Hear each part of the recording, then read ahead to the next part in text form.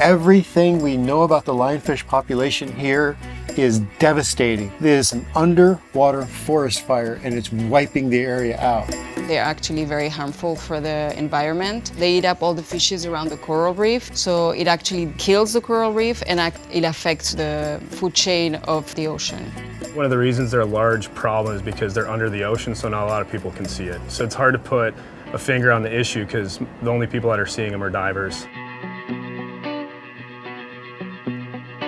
Our passion is diving. We love to dive, but we hunt lionfish on every dive that we do. We understand the problem. It is a significant problem. Every dive that we go on, we're trying to catch lionfish.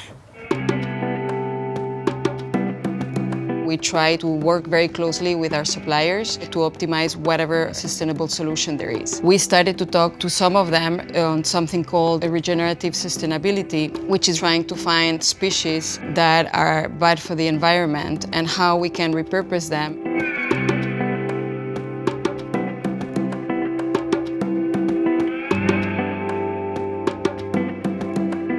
We developed an app that tracks lionfish catches from around the world. We're in about 30 countries right now. So that gives us some really good data for hotspots and where there's problems. And we also, we're working on a comic book, we have a podcast, and we have this thing called a submarine.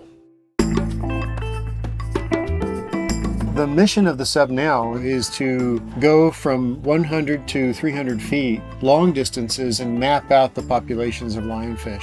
We kind of fill in the blanks where the science community is not working. I'm kind of new to the game. I learned about it only a few years ago, and it really affected me in a way that I sold my business. My full-time work is now the nonprofit to try to find better solutions.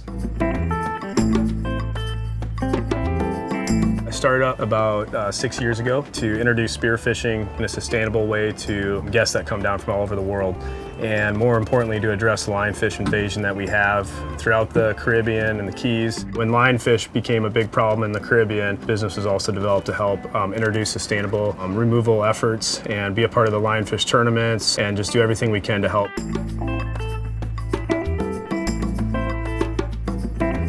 Divers can only catch them at a certain level.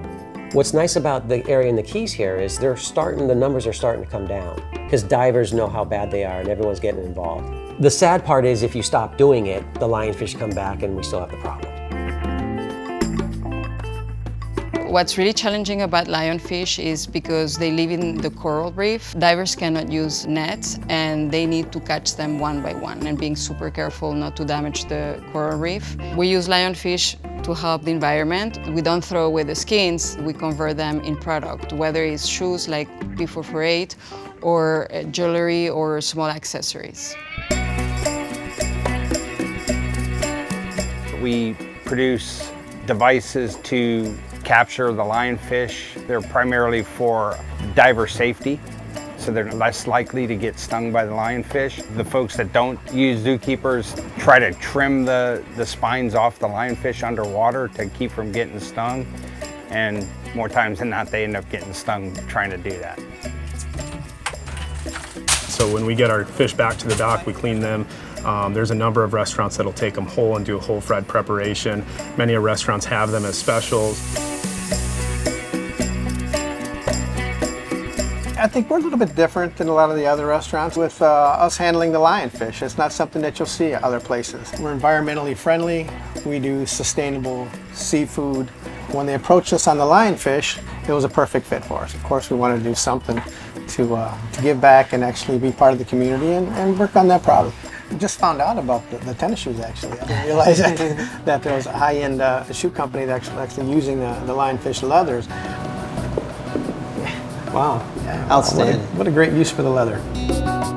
So far, lionfish was used in the food commercialization, and by bringing an added value like fashion, we think it brings a different and a bigger incentive for divers. So it actually helps the environment, continues helping the food chain, and helps fashion in a very sustainable way.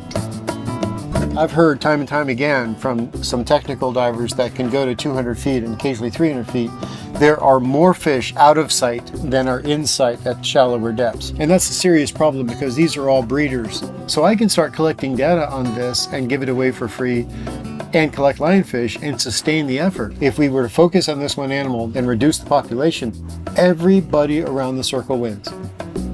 You only lose if you do nothing.